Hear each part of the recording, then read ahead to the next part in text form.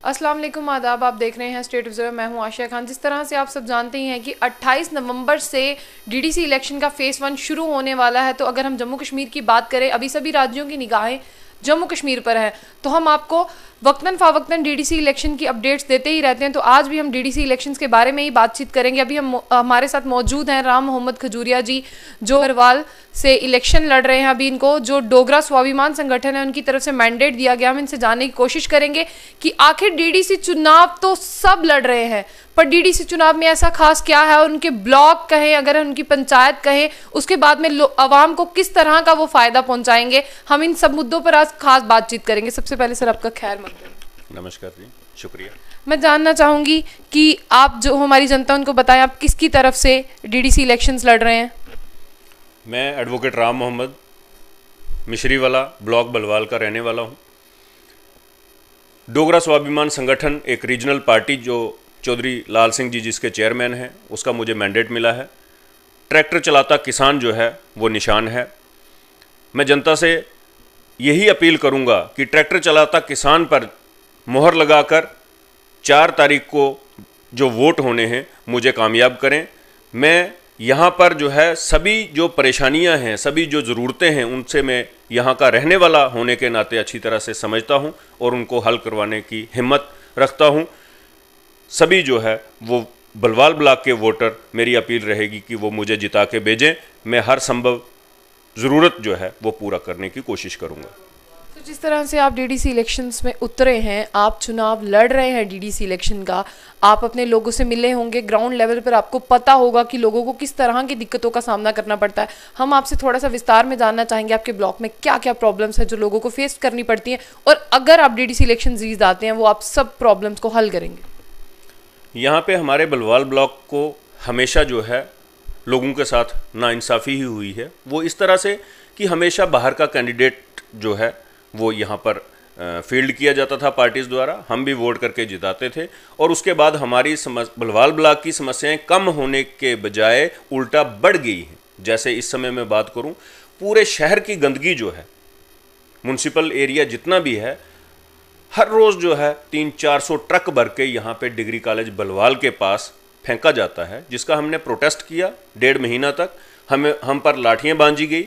मुझे केडी सिंह, दीपदयाल और कई साथियों को जो है वो जेलों में डाला गया, लेकिन हमारी समस्या हल नहीं हुई। उस समय बाली भगत जी पीडीपी बीजेपी की कोलिएशन गवर्नमेंट थी, और उस समय वो हेल्थ मिनिस्टर थे। वो चाहते तो ये नाइंसाफ़ी बंद कर सकते थे, लेकिन नहीं, ऐसा उन्होंने किया।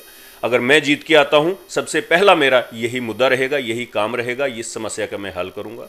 दूसरा, इस समय जो नाइंसाफ़ी हम लोगों के साथ हो रही है वो ये है कि हमारे नेचुरल सोर्सेज हैं, ये खड्डें, ये दरिया, यहाँ से लोग जो है, औरतें, मर्द, हमारे साथी लेबरर्स जो हैं, रेता, पत्थर और बजरी निकाल के अपना रोज़ी रोटी कमाते थे। एक तरफ सरकार ने ये जनता के लिए बंद कर दिया है, हज़ारों की संख्या में लोग बेरोज़गार हुए हैं। ट्रैक्टर वाले, टिप्पर वाले, ट्रॉलीज़ वाले जो है अपनी रोज़ी रोटी जो कमाते थे वो बंद हो चुकी है। जैसे ही मैं जीत के आता हूँ, ये बैन जो इल्लीगल बैन लगाया हुआ लोगों पर, इसको मैं खुलवाऊंगा। एक तरफ जनता पर ये बैन है और दूसरी तरफ गवर्नमेंट बिल्डिंग्स जितनी बन रही हैं, रिंग रोड का काम लगा हुआ, हज़ारों की संख्या में जो है हर रोज़ यही सोर्सेज लूटे जा रहे हैं। इस लूट को जो है वो मैं बंद करवाऊँगा। मैं जहाँ भी जाता हूँ, लोग इस बात की मांग करते हैं कि हमारे हॉस्पिटल्स में जो है कहीं जनरेटर नहीं है, कहीं पे आईसीयू नहीं बना हुआ है, कहीं पे जो है डेंटिस्ट नहीं बैठा है, कहीं पे डेंटिस्ट है तो वहाँ पे चेयर नहीं है, अल्ट्रासाउंड मशीन्स नहीं है। लोग जो है भगवान भरोसे बैठे हैं और प्राइवेट डॉक्टर्स के पास जाने को मजबूर हैं। इस चीज़ को भी मैं हल करूँगा कि जो डॉक्टर्स गवर्नमेंट हॉस्पिटल्स में बैठते हैं वो तो ग्राहक ढूंढने के लिए जाते हैं। अगर कोई कस्टमर आता है, अगर कोई पेशेंट आता है, तो उसको अपने ऑफिस का एड्रेस दिया जाता है, अपने क्लिनिक का एड्रेस दिया जाता है। इस चीज़ को जो मैं बंद करवाऊंगा। बलवाल ब्लॉक में जो है करप्शन चरम पर है। रेवेन्यू डिपार्टमेंट हो या दूसरे डिपार्टमेंट हो, पैसे दिए बिना किसी की फाइल इधर से उधर नहीं हिलती है। जितने भी बलवाल ब्लॉक में करप्ट ऑफिसर्स होंगे, चुन चुन के उनको जो है वो गवर्नमेंट के जरिए ही यहाँ से हटवा के ईमानदार लोगों को मैं यहाँ पे लाने की कोशिश करूँगा। और एक वकील होने के नाते ये जो दाव पेच खेल कर जनता को लूटते हैं उसको बंद करवाऊंगा। एक तरफ गवर्नमेंट एम्प्लॉय की सैलरी है तो वो लूट किसको रहा है? जो जनता अनएम्प्लॉयड है, किसान हैं। किसानों की बात करें, समय पर इनको जो है वो खाद नहीं मिलता, समय पर इनको बीज नहीं मिलता। एक तो कोरोना की मार, दूसरा सरकार की मार। इस मार को बंद करने के लिए हम जो है चुनाव लड़ रहे हैं और सभी समस्याओं जो है वो लोगों के साथ, और खुद पावर आएगी। हमने बिना पावर के काम किए और वो काम किए जो गवर्नमेंट को करने चाहिए। सवाल मेरा आपसे ये रहेगा, जिस तरह से आपने कहा ब्लॉक भरवाल में करप्शन जो है जो चरम सीमा पर है, मैं आपसे ये जानना चाहूँगी जो केंद्र सरकार है जब वो आई थी या कोरोना वायरस के पहले की अगर हम बात करें दफ़ा 370 और 35 की, उन्होंने कहा था करप्शन खत्म हो जाएगी। फिर भी मैं आपसे ये जानना चाहूँगी क्या इस सरकार ने जो वादा किया था करप्शन का वो खत्म हुआ है? देखिए, जनता के बीच में मैं जाता हूँ तो जनता यही कहती है कि करप्शन कम होने के बजाय उल्टा बढ़ गई है। अनएम्प्लॉयमेंट कम होने के बजाय बढ़ गई है। लोगों में जो है खौफ का माहौल है। हर दिन नया कानून आता है, कभी ज़मीन का, कभी डोमिसाइल का, कभी दूसरा। ऐसा एक भी कानून नहीं आया जिससे भ्रष्टाचार कम हो। ऐसा एक भी कानून नहीं आया जिससे रोजगार बढ़े। ऐसा एक भी कानून नहीं आया कि भ्रष्ट लोगों को जो है टर्मिनेट किया जाएगा। 2-3 साल केस चलता है, फिर से बहाल हो जाते हैं, सस्पेंड, ज़्यादा से ज़्यादा सस्पेंड करते हैं। कोई भी पॉलिसी ऐसी या कोई भी कानून ऐसा मुझे नज़र नहीं आता जो पीपल फ्रेंडली हो।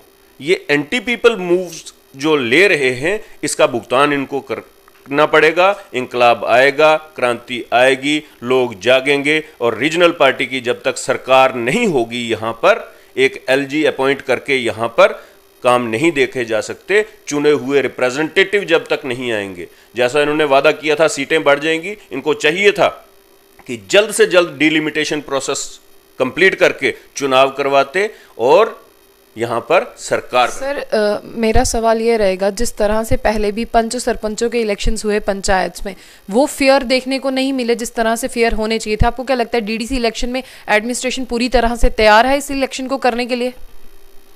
देखिए, एडमिनिस्ट्रेशन की बात करें या केंद्र सरकार की बात करें, जम्मू कश्मीर को इन्होंने एक लेबोरेटरी बना दिया हुआ है। तजर्बे करते हैं, टेस्ट ड्राइव करते हैं। और चुने हुए 25 सरपंच से लोगों को उम्मीद थी कि वो काम करवाएंगे। 2017-18 में जो काम हुए, उस पैसे का भुगतान अभी तक नहीं हुआ है। क्या ये जुल्म नहीं है लोगों पर, ठेकेदारों पर? लोग अगर प्रोटेस्ट करते हैं, उनको प्रोटेस्ट को कुचला जाता है। पंचायत चुनाव के बाद बीडीसी हुआ, ब्लॉक डेवलपमेंट काउंसिल। लोगों को उम्मीद जगी कि अब कुछ मिलेगा। बीडीसी का जो चुना हुआ रिप्रेजेंटेटिव है उसको ऑफिस तक नहीं मिला, फंड्स जो है वो नहीं मिले। डीडीसी का भी मुझे लगता है रियल इश्यूज से ध्यान डाइवर्ट करने के लिए लोगों को लाइन में खड़ा कर दिया है। जाओ चुनाव लड़ो, रेता बजरी बंद है उसका प्रोटेस्ट मत करो, जमीन लोगों से छिनती जो दिख रही है उस पर प्रोटेस्ट ना हो। रियल इश्यूज से डाइवर्ट करने के लिए। और मेरी समझ में डीडीसी का भी जो हम इलेक्शन कंटेस्ट कर रहे हैं कि देखेंगे कि क्या क्या मिलेगा और जो नहीं मिलेगा उसके लिए हम फाइट करेंगे। इसलिए पढ़ा लिखा एक वकील होने के नाते मैंने ये जिम्मेवारी समझी कि ब्लॉक बलवाल से जो है, जैसा कि लोगों ने कहा कि आपको इलेक्शन कंटेस्ट करना चाहिए, हम आपकी सपोर्ट करेंगे, तो मैं खड़ा हुआ हूं। मैं ये भी मैसेज देना चाहता हूं कि पूरे जेएंडके में पढ़ा लिखा नौजवान जब तक कंटेस्ट नहीं करेगा, जब तक इस राजनीति में नहीं आएगा, तब तक हम लोगों के साथ इंसाफ नहीं देख पाएंगे। सर आखिर में जो देखने वाले व्यूअर्स है, जो आप क्या अपील करेंगे वो आपको वोट दें? मैं बलवाल ब्लॉक के सभी वोटर्स से हाथ जोड़ के मेरी ओर से सभी को नमस्ते, आदाब, सत श्री अकाल। मैं आपसे यही अपील करूंगा कि आप जो है मुझे वोट देकर कामयाब करें। मैं आपके यहाँ फैली हुई गंदगी का मसला हो, पानी की पूर्ति का मसला हो, रेता बजरी पत्थर जो है उस लेने के हक खुलवाने का मसला हो, बच्चों की अच्छी पढ़ाई और रोज़गार, खासकर हर एक इसमें तहसील ऑफिस में, सरकारी स्कूल में, हाई स्कूल में, हायर सेकेंडरी में अगर एक एक कैंटीन, एक एक फोटोस्टेट शॉप, एक एक स्टेशनरी की शॉप खुलती है तो लोगों को रोज़गार मिलेगा। अनएम्प्लॉयड यूथ को डेयरी फार्म जैसे और स्मॉल स्केल इंडस्ट्री जैसे स्कीम्स का पूरा बेनिफिट दिलवाऊंगा। जो सिर्फ कागजों में स्कीमें हैं वो नहीं होंगी, इम्प्लीमेंट होंगी। इम्प्लीमेंटेशन स्कीमें करवाऊंगा। मेरी अपील रहेगी, ट्रैक्टर चलाता किसान पर मोहर लगाकर 4/12/2020 को जो चुनाव होना है मुझे जिता के भेजें। मैं आपके साथ हर तौर पर जो है वो मदद करूंगा और काम करने की पूरी शक्ति ताकत रखता हूं और करूंगा।